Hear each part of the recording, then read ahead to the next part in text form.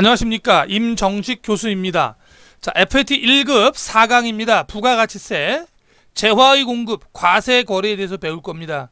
재화의 공급이라는 것은 재화를 판매했다, 이런 뜻이고요. 그 다음에 과세 거래는 부가가치세 10%가 과세되는 거래이다, 이런 뜻입니다. 그렇다면 부가가치세법상 과세되는 거래 세 가지를 읊으라 그랬죠. 재화의 공급, 용역의 공급, 재화의 수입, 세 가지가 답인데요. 재화를 판매하거나 용역을 판매하거나 그 다음에 외국에서 재화를 수입하는 것까지는 과세하는데, 외국에서 용역을 수입할 때는 과세하지 않습니다. 그 이유는 금액 측정이 불가능하기 때문에 그렇습니다. 그래서 재화의 공급, 재화를 판매하는 거, 용역의 공급, 용역을 판매하는 거, 그 다음 외국에서 재화를 수입하는 것까지가 과세 거래다, 이렇게 알아두시고요. 재화의 공급, 계약상, 법률상 모든 원인에 의해, 계약상, 법률상 모든 원인에 의해 재화를 인도하거나 또는 양도하는 거. 여러분, 인도와 양도의 차이점 아세요? 인도는 무상으로 주는 거예요. 양도는 돈 받고 파는 거예요. 재화를 무상으로 주거나 돈을 받고 파는 경우에 계약상, 법률상의 원인에 의해서 그것은 전부 다 재화의 공급이 되는 것이다. 재화의 소유권을 이전하는 경우도 있겠죠. 재화 공급의 원인이 거래 당사자의 자발적인 의사결정에 의한 계약상의 공급이든 정부의 수용에 의한 강제적인 것이든 상관없이 모두 재화의 공급으로 판단한다, 이렇게 나왔습니다. 재화의 소유권을 이전할 때 이 소유권 이전이 타이냐 자이냐에 따라서 구분되는 게 아니라 타이든 자이든 전부 다 재화의 공급으로 판단한다, 이게 중요한 겁니다. 자, 다음으로 넘어가겠습니다. 재화가 뭐냐?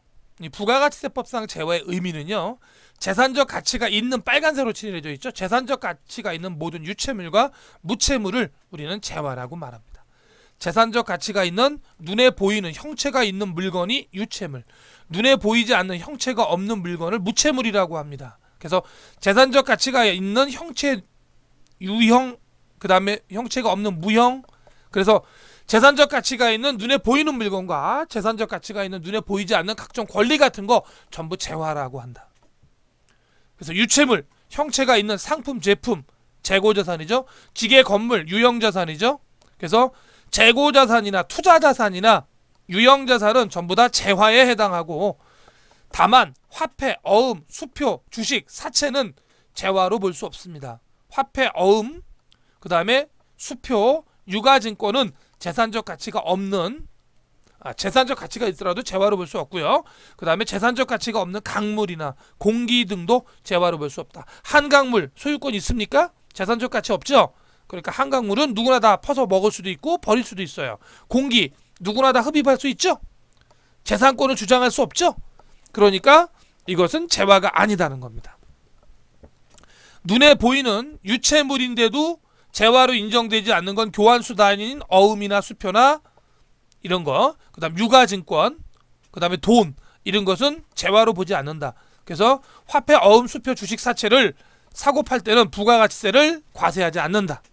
무체물, 눈에 보이지 않는 물건인데 형체가 안 보이는 거잖아요. 관리가 가능한 전기나 가스, 열, 관리할 수 있는 자연력 및 권리라는 게 중요한데요. 이 권리가 바로 무형자산을 말합니다. 이 권리가 무슨 자산을 말한다고요? 무형자산을 말해요. 무형자산.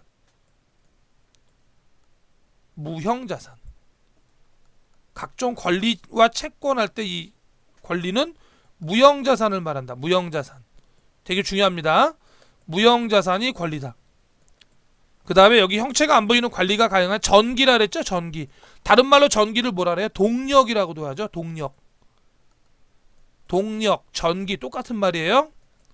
자, 이것은 전부 다 무체물에 들어가고, 재산적 가치가 있는 유체물, 눈에 보이는 물건과 무체물, 눈에 보이지 않는 물건은 전부 다 뭐라? 재산이고 재화라고 할 수 있는데, 눈에 보이지만 화폐, 어음, 수표, 주식, 사채는 이거 자체가 교환 수단이기 때문에 재화로 볼 수 없고, 됐습니까?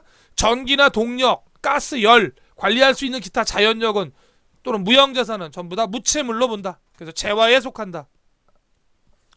무채물은 형체가 눈에 보이지 않는 것으로서 구체적인 무채물은 동력, 가스, 열, 특허권, 실용신앙권, 상표권, 디자인권, 어권, 댐, 저수지 사용권 등을 말한다. 그래서 여기 보면 특허권이나 실용신앙권이나 상표권이나 디자인권은 전부 다 무형자산이죠. 어권도 마찬가지고 댐, 저수지 사용권도 무형자산이 됩니다. 전기, 열 등의 공급은 용역의 공급이 아닌 재화의 공급에 속한다. 이게 중요합니다. 전기나 열 등의 공급은 재화입니다. 재화. 용역이 아니라 뭐라고요? 재화에 속한다. 이게 포인트입니다. 전기나 열 이런 것은 재화의 공급에 속한다. 중요하다. 재화의 실질 공급. 매매 계약에 의한 재화의 공급이 있어요. 매매 계약에서. 매매가 뭐예요? 사고 파는 거죠. 그래서 현금 판매, 외상 판매, 할부 판매, 장기 할부 판매. 현금 판매는 현금을 받고 파는 거고요. 외상 판매는 몇 달 있다가 받기로 하는 거고요. 할부 판매는 대금을 나누어 받는 거죠. 2번 이상 나누어 받는 거예요. 할부 판매는 몇 번 이상 나누어 받는다? 대금을 2회 이상 나누어서 회수하는 걸 할부 판매라고 한다. 근데 1년 안에 받으면 단기 할부 판매고 1년을 넘으면 장기 할부 판매라고 하는 것이다. 자, 지금 물건을 파는데 현금 받고 팔았어요. 현금 판매. 지금 물건을 파는데 몇 달 있다 받기로 했어요. 외상 판매. 지금 물건을 파는데 대금을 2번 이상 나누어 받기로 했어요. 할부 판매.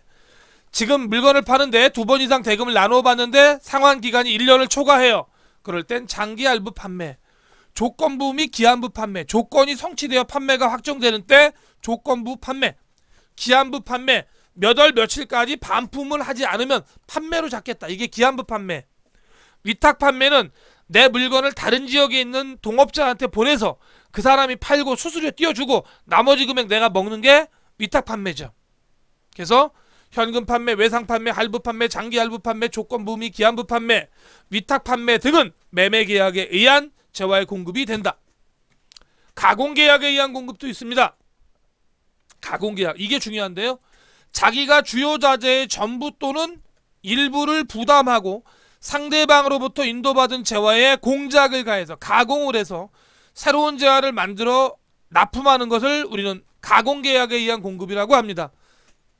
상대방으로부터 인도받은 재화에 주요 자재를 전혀 부담하지 않고 가공만 하는 것은 용역의 공급으로 본다 그랬죠. 쉽게 말해서 내가 이렇게 곰인형을 만들 거예요. 곰인형을 이렇게 곰인형을 만들 건데 팔, 곰인형의 팔, 다리 이렇게 만들 거고 귀도 붙일 거고 이렇게 이게 곰인형이라고 하면 이 팔, 다리를 전부 다 완구업체에서 납품하고 나는 바늘과 실을 준비해서 이걸 꿰매서 납품한다. 그러면 주요 원자재의 일부를 내가 부담했죠. 바늘과 실을. 그럴 땐 재화의 공급이 되는 거예요. 근데 이 팔, 다리, 몸통 다 완구업체에서 보내고 실과 바늘까지도 나한테 보냈다. 그럼 나는 바느질만 해서 납품하는 거잖아요. 원자재를 전혀 부담하지 않았잖아. 이럴 때는 용역의 공급이다. 재화의 공급이 되려면 주요 원자재의 일부 또는 전부를 부담해야 된다. 근데 용역의 공급은 주요 원자재의 전부 또는 일부를 부담하지 않는 것이다. 아셨죠?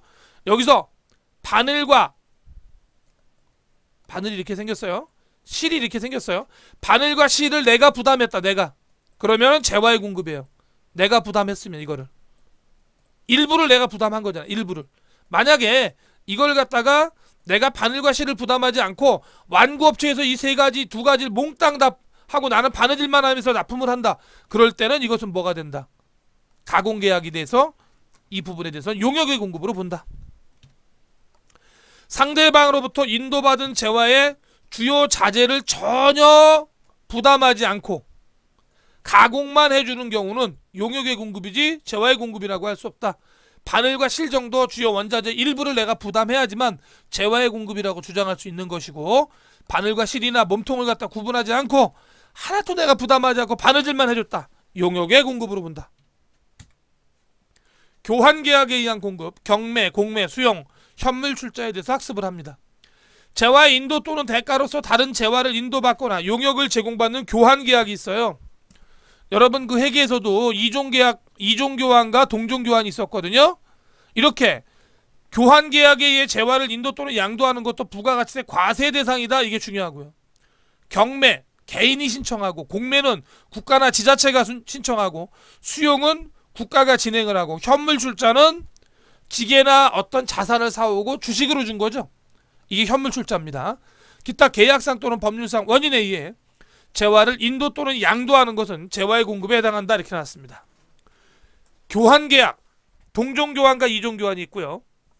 이런 동종교환과 이종교환에 의해서 재화를 인도하거나 양도하는 것도 부가가치세 과세 대상이고, 개인이 신청해서 강제적으로 처분하는 경매, 국가나 지방자치단체가 신청해서 처분하는 공매, 그 다음에 정부가 개인의 재산을 국유화시키는 수용, 그 다음에 기계나 부동산을 사오고 돈이 없어서 우리 회사 주식으로 주면 현물 출자, 이런 거 전부 다 재화의 공급에 해당한다.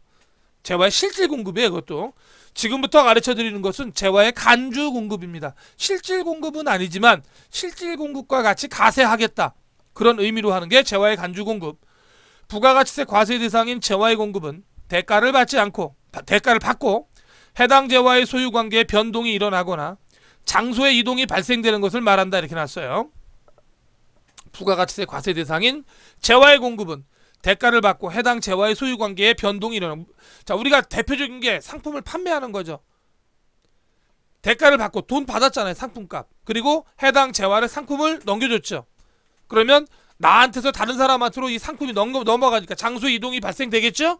이거를 재화의 실질 공급이라고 하고, 하지만 이런 요건을 완벽하게 충족하지 못한 실질적인 재화의 공급이 아닌 경우라 하더라도 재화의 공급이 일어난 것으로 보아 부가가치세를 과세하는 것이 있는데, 이를 재화의 간주 공급이라고 한다. 실질 공급처럼 간주 공급도 과세할 수 있다. 그렇게 보시면 되겠죠.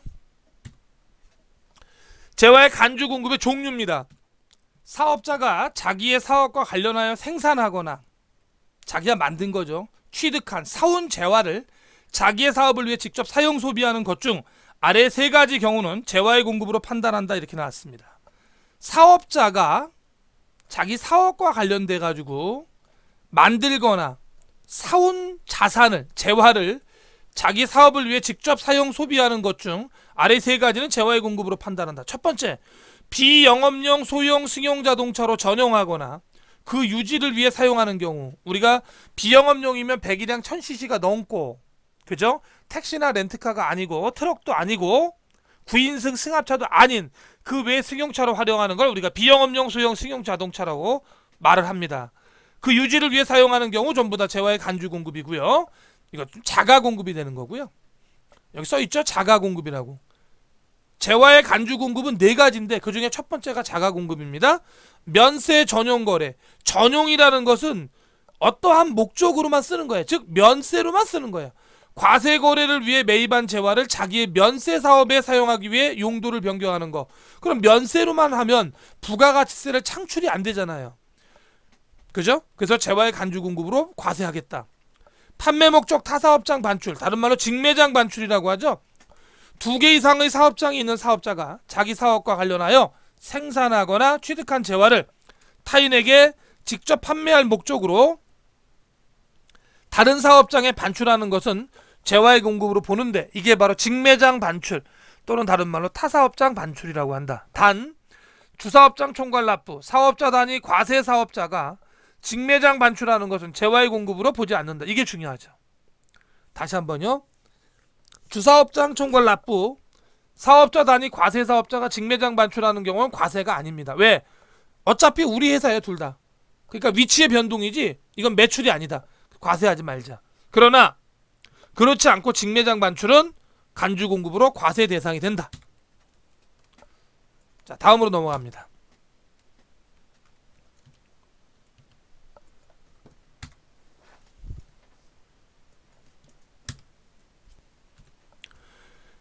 재화의 자가 공급으로 볼 수 없는 게 시험에 많이 나옵니다. 이걸 이제 외우셔야 되는데요. 다른 사업장에 타 사업장 원자재 반출, 다른 사업장의 원재료로 사용 소비하는 경우, 원자재로 반출하는 경우 과세 아니고요. 자기 사업장의 기술 연구 개발을 위해서 사용 소비하는 것도 역시 자가 공급이 아니고요. 수선비로 대체 사용하는 것도 자가 공급이 아니고요.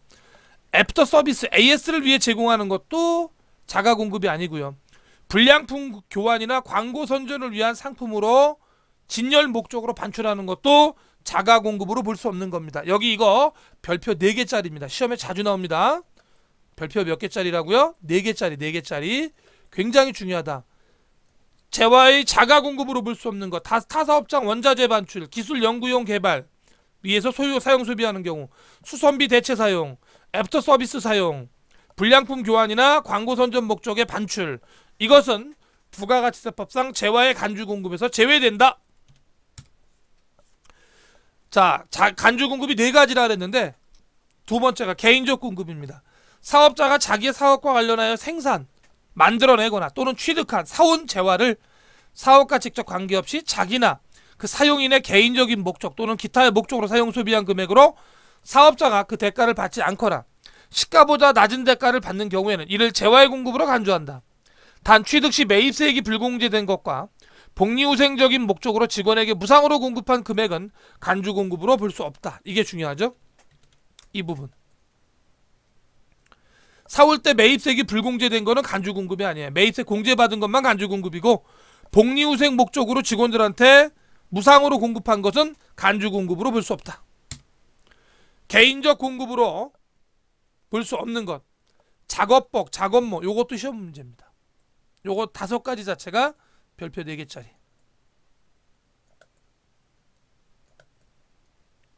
이렇게 작업복, 작업모, 작업화. 작업을 하기 위해서 쓰는 모자, 작업할 때 쓰는 입는 옷, 작업할 때 신는 장화, 직장 체육 회비와 관련된 재화, 직장 체육 대회를 열고 거기서 부상으로 우리 만든 제품을 줄 수 있죠. 상품도 줄 수 있고 그걸 말하는 거고요. 직장 연회비와 관련된 재화는 회식을 하고 거기서 상품으로 줄 수 있죠. 우리 회사에서 만든 걸. 그런 것은 작업복, 작업모, 작업화, 직장 체육 회비, 직장 연회비와 관련된 건 전부 다 개인적 공급으로 볼 수 없는 것에 속한다.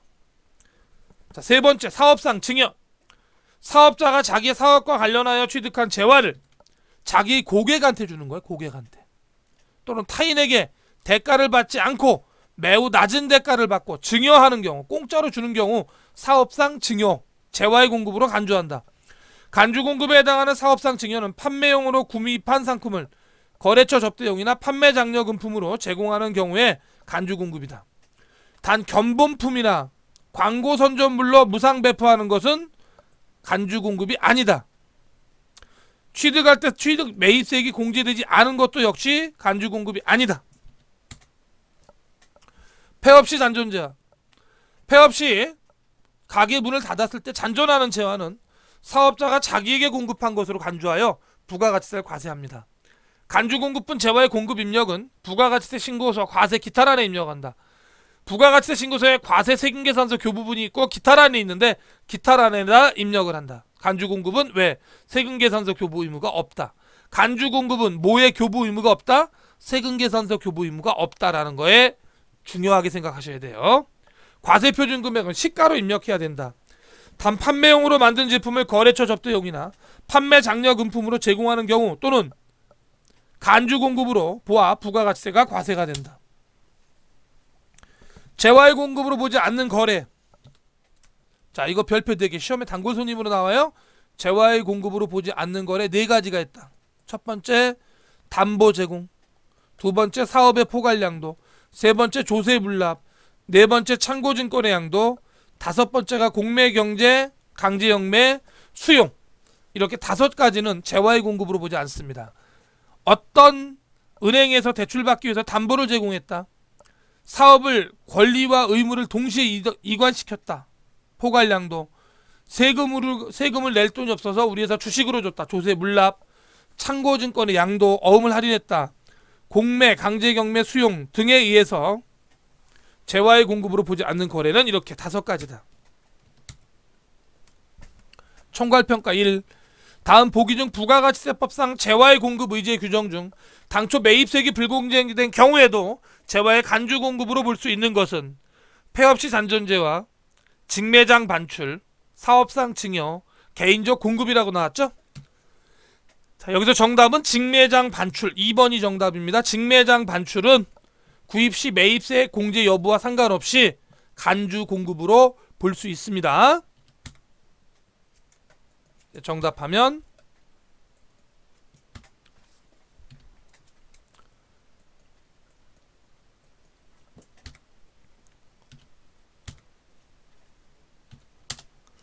자, 총괄평가 풀이.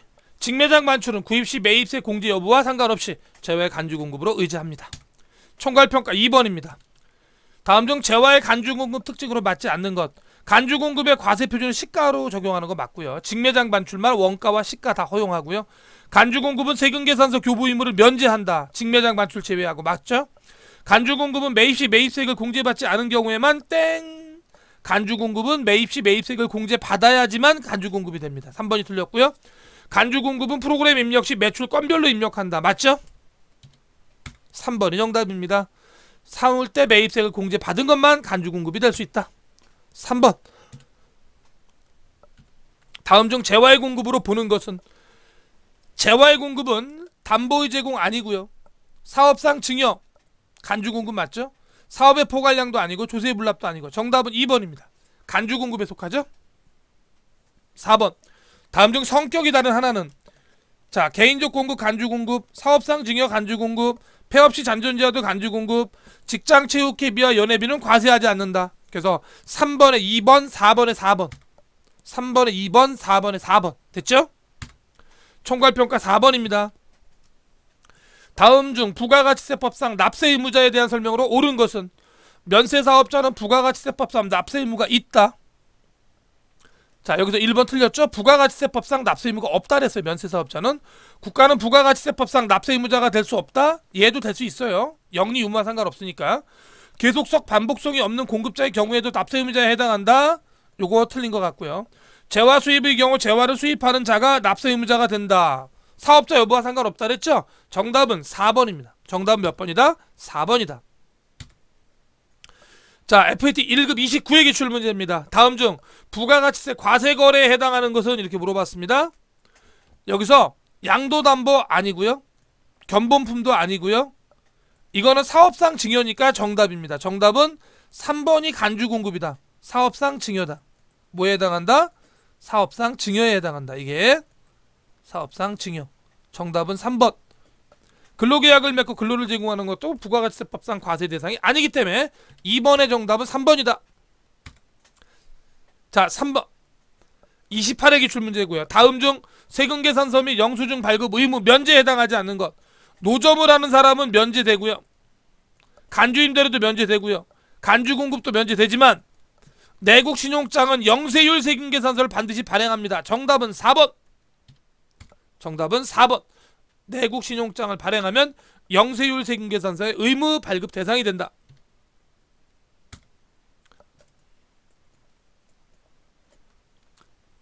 자, 그 다음 총괄평가 5번입니다. 4번.